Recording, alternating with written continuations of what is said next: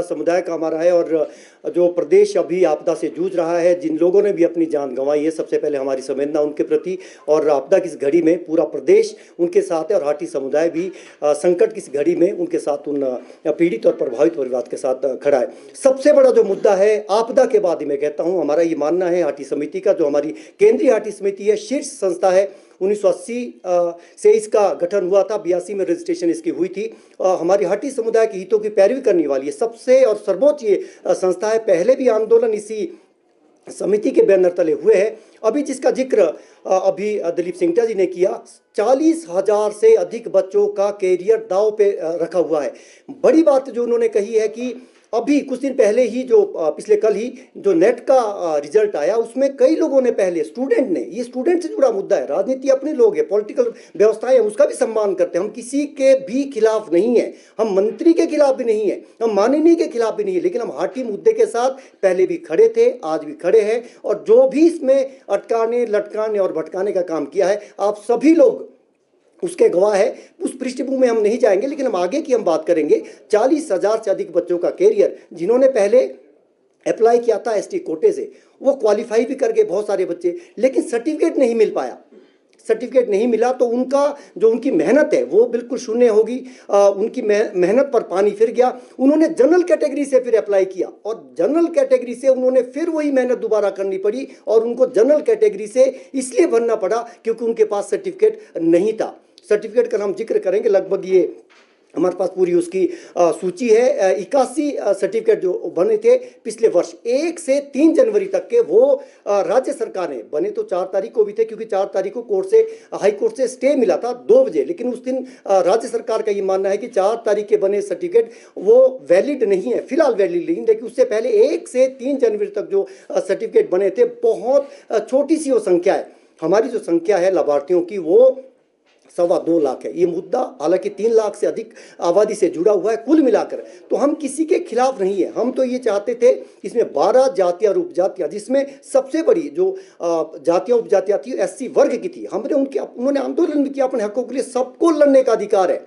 वो उनको कोर्ट में किसने भेजा ये भी सब जानते हैं, ये हमारी उस पृष्ठभूमि में नहीं जाना चाहेंगे। तो उसके बाद हमारे ओबीसी के कुछ स्टूडेंट को, उनको कोर्ट में किसने भेजा, फिर हमारे गुज्जर समुदाय के लोगों को, उनको कोर्ट में किसने भेजा, फिर हमारे किन्नौर स्टूडेंट एसोसिएशन जो पहले ही, जिनको 2-2 राइट्स जो एंजॉय कर रहे हैं, हम उनके खिलाफ कभी नहीं रहे हैं।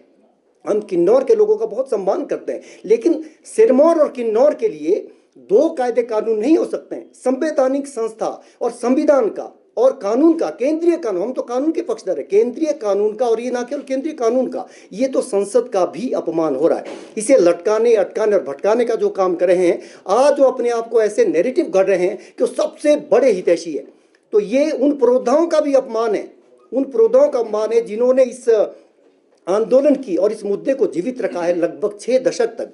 हमारा एक भाई 1967 में जनजातीय घोषित हो गया और 1979 में national commission for schedule tribe ने हमें रिकमेंड किया। हम 79 में पात्र हो गए थे, लेकिन उसके बाद राजनीतिक इच्छा शक्ति की कमी की वजह से हमें ये दर्जा, कानूनी दर्जा नहीं मिल पाया। तो पूर्व राज्य सरकार के समय में बीजेपी की सरकार थी और ये संकल्प हमें देवी देवताओं, हम हाटी समुदाय से आते हैं। आजकल एक मामला बहुत चर्चित है, जिसको बहुपति प्रथा के नाम से, मैं तो प्रथा नहीं, मैं तो उसको परंपरा कहूँगा। वो सदियों पुरानी परंपरा है और उस पर हमें गर्व है, हमें उस पर कोई शर्मसार होने की जरूरत नहीं है, क्योंकि वो हमारी सदियों की परंपरा है। खैर, उस पृष्ठभूमि में मैं नहीं जाऊँगा।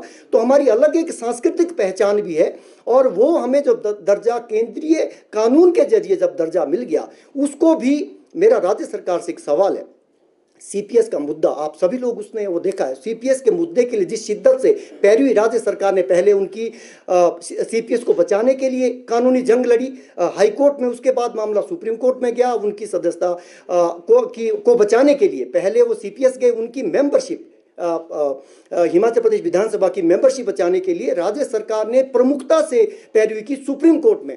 वैसा ही हमारा विनम्र आग्रह कि हमारे मुद्दे को अगर राज्य सरकार चाहती है तो हमारे मुद्दे को कोर्ट में, क्योंकि लिटिगेशन में मामला है, हमारा बहुत विनम्र आग्रह है मुख्यमंत्री से। जब हमारी पहली मुलाकात उनसे हुई थी तो उन्होंने ये कहा था कि शेड्यूल एरिया जब हो जाएगा तो हिमाचल प्रदेश को आर्थिक सहयोग भी मिलेगा, अलग से इसके लिए बजट आएगा। लेकिन शेड्यूल ट्राइब का मुद्दा ही अभी फंसा हुआ है और हमारा ये समिति का ये मानना है कि हम इसको फंसाया गया है। हमने जब इसमें स्टे नहीं था बहुत आग्रह किया, हमने बहुत रिक्वेस्ट की।